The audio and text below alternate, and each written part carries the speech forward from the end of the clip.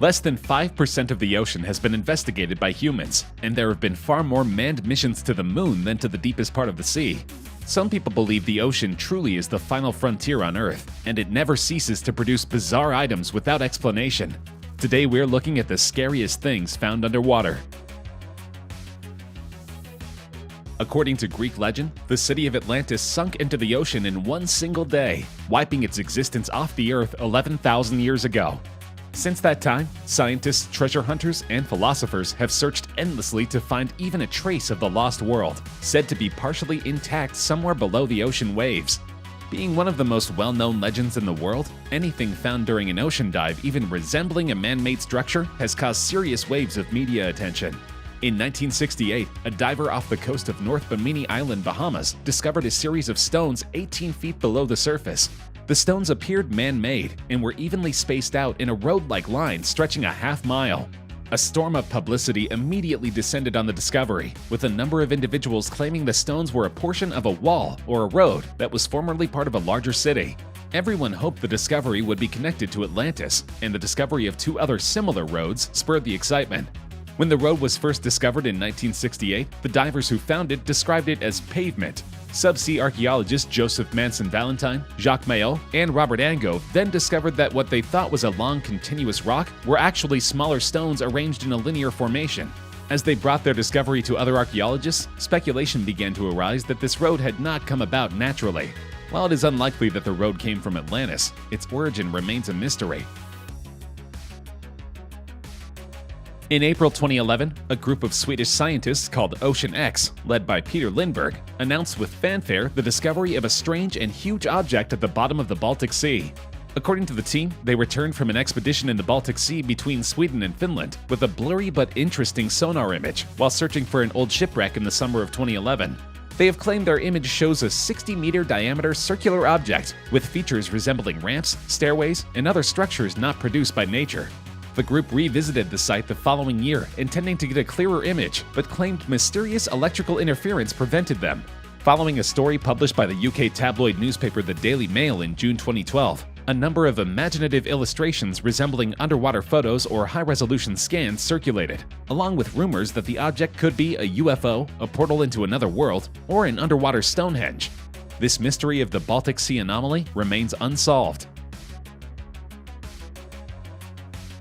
In 2013, archaeologists discovered a train graveyard off the coast of New Jersey, where two rare locomotives from the 1850s lay preserved under 90 feet of water. It remains a mystery how the two steam engines were sunk. There is no historical record of them ever being built, and no record of them being lost. Explorers believe that the engines were lost in a storm 5 miles off the coast of Long Branch, New Jersey, as they were being transported from Boston to the mid-Atlantic. They either fell off the barge, experts believe, or were deliberately pushed off to prevent the ship from going down in rough seas. Though they are encrusted in 160 years' worth of rust, they remain remarkably well preserved.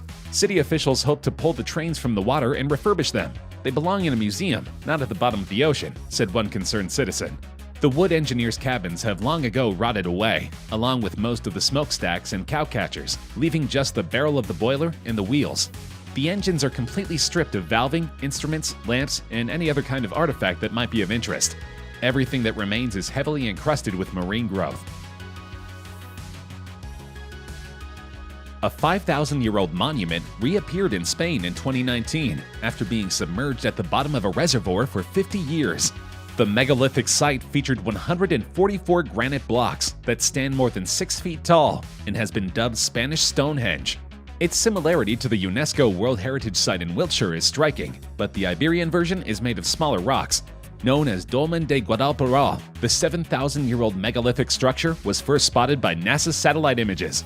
Also known as the Treasure of Guadalperal, the structure dates between 2000 and 3000 BC and is located in Peraleda de la Mata, a municipality of slightly more than 1,400 people and 105 miles away from Madrid. The structure, of which there are approximately 150 stones, is back on dry land due to record heat and drought in Europe. For decades, only the tips of the ancient structure could be glimpsed from above. All my life, people have told me about the dolmen, Angelo Castaño, president of the local Roots of Peraleda Cultural Association, told Atlas Obscura's Alyssa McMurtry.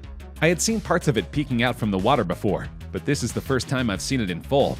It's spectacular because you can appreciate the entire complex for the first time in decades, he added. In 2018, archaeologists uncovered a Native American burial site dating back 7,000 years off the coast of Florida. The site was found by an amateur diver in 2016 who was looking for shark teeth but stumbled on an ancient jawbone. In a picture sent from the diver, archaeologist Ryan Duggins noticed a worn-down molar tooth attached to the jawbone. This suggested it belonged to a prehistoric person. Florida state officials called the find an unprecedented discovery. Mr. Duggins and his team began investigating the site from the Archaic period, located 900 feet from shore.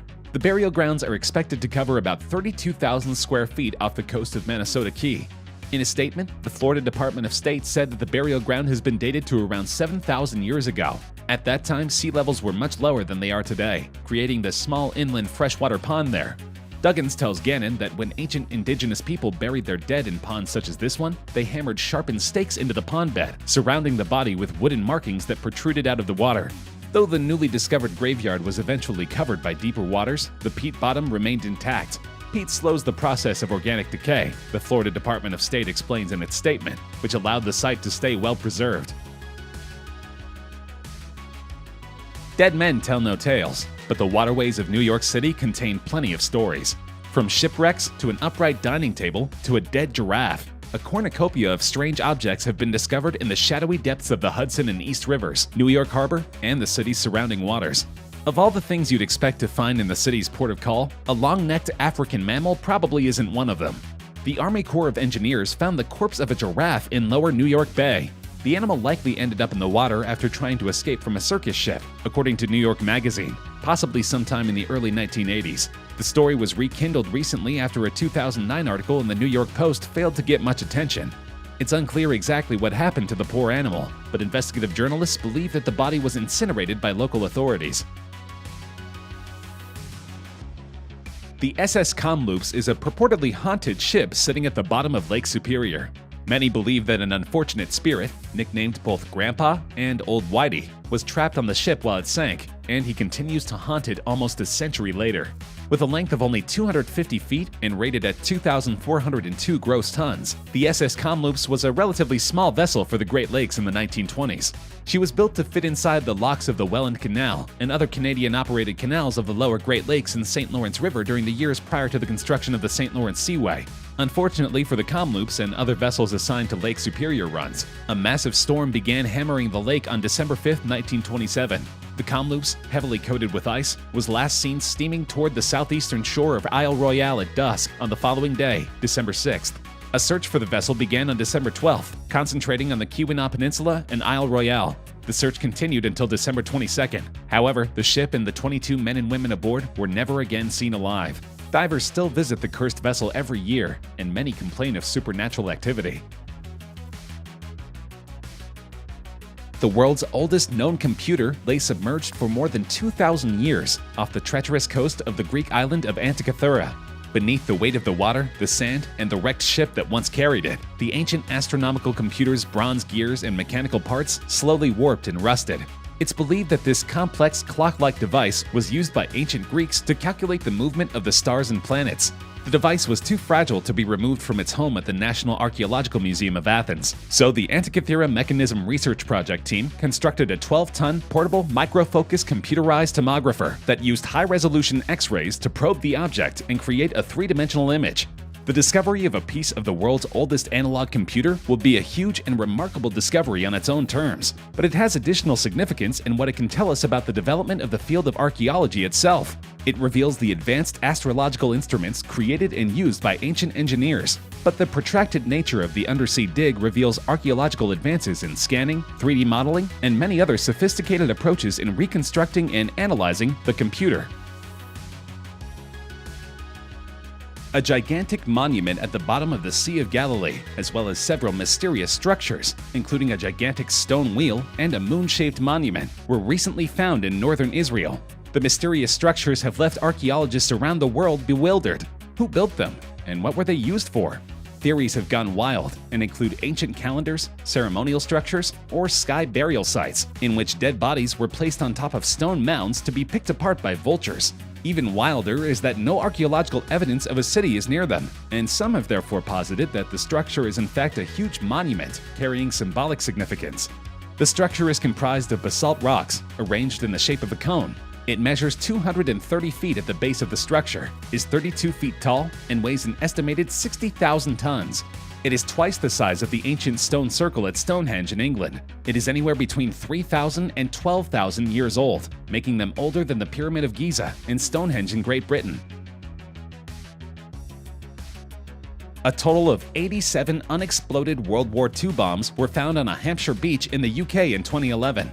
The mortars were exposed on Calshot Beach by a combination of extremely low tides and high atmospheric pressure. Royal Navy bomb disposal expert Lieutenant Commander Al Necruz said it's quite an unusual amount and scale of ordnance. 6 devices were washed up on the same beach and destroyed by bomb disposal experts. The 87 mortars, measuring about 4 inches by 20 inches, were dealt with by a 5-man bomb disposal team from the Royal Navy's Southern Diving Unit 2. Thankfully, they were all handled safely.